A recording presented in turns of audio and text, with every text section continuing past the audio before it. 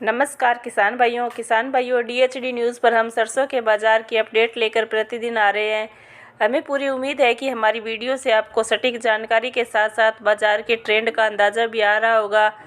किसान भाइयों, पिछले 2 महीने से सरसों का बाज़ार अपने 6000 से लेकर 6200 की रेंज को तोड़ नहीं पा रहा है।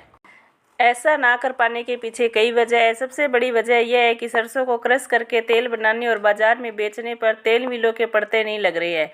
बाजार में भाव इतने कमज़ोर चल रहे हैं कि तेल मिलों को सरसों खरीदकर तेल बनाने और बाजार में बेचने पर नुकसान हो रहा है। सरकार लगातार सस्ते खाद्य तेलों के आयात को बढ़ाती जा रही है। आयातित तेल इतने सस्ते हैं कि सरसों तेल बाकी खाद्य तेलों से महंगा पड़ता है।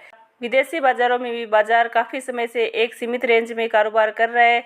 इसीलिए व्यापारियों को अंदाज़ा नहीं लग पा रहा है कि आगे चलकर परिस्थितियों में सुधार होगा या नहीं।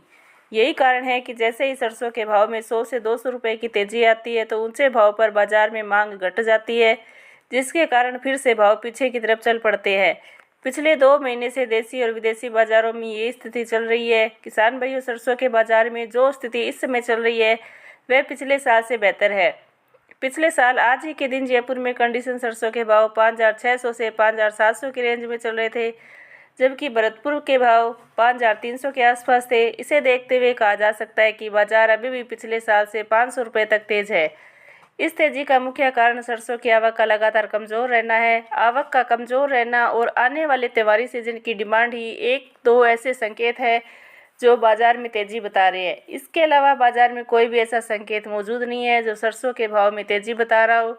हालांकि आवक का कम रहना एक बहुत बड़ा संकेत है और इसे यह तो कन्फर्म तौर पर कहा जा सकता है कि अगर आवक कमज़ोर रहती है तो पिछले साल से भी ज़्यादा तेज़ी सरसों के भाव में बन सकती है। आपकी जानकारी के लिए बता दें कि दिवाली आते आते सरसों के भाव सीजन के शुरुआत से लेकर दिवाली तक 1000 रुपये तक बढ़ गए थे, लेकिन पिछले साल 6100 के भाव को पार करने में काफ़ी दिक्कत हुई थी। किसान भाइयों, जैसा कि हमने ऊपर बताया कि पिछले साल जुलाई से लेकर नवंबर से पहले हफ्ते तक सरसों के भाव में लगभग 400 रुपये की तेज़ी आई थी। पिछले साल सरसों का उत्पादन भी ज़्यादा था और चुनाव के चलते सरकार ने भारी मात्रा में खाद्य तेलों का आयात करने के साथ साथ बाजार पर कड़ा नियंत्रण किया था। इस साल भी स्थिति लगभग वैसी ही है।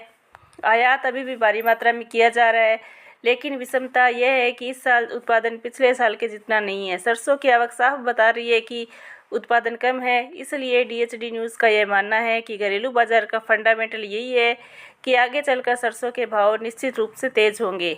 अगर सरकारी एजेंसी नाफेड का बाजार में बहुत बड़ा हस्तक्षेप ना हुआ तो दिवाली आते थे सरसों में 6500 से 7000 के बीच के भाव दिखने की पूरी संभावना है। डीएचडी न्यूज़ का निवेदन है कि किसान भाइयों सरसों के भाव को प्रतिदिन मॉनिटर करते रहें। किसान भाइयों, हमारा कार्य बाजार की तेजी मंदी रिपोर्ट से आपको अवगत कराना है। बाकी आप अपना व्यापार अपने विवेक से करें। साथ ही साथ वीडियो को लाइक और चैनल को सब्सक्राइब भी ज़रूर करें। जय जवान जय किसान।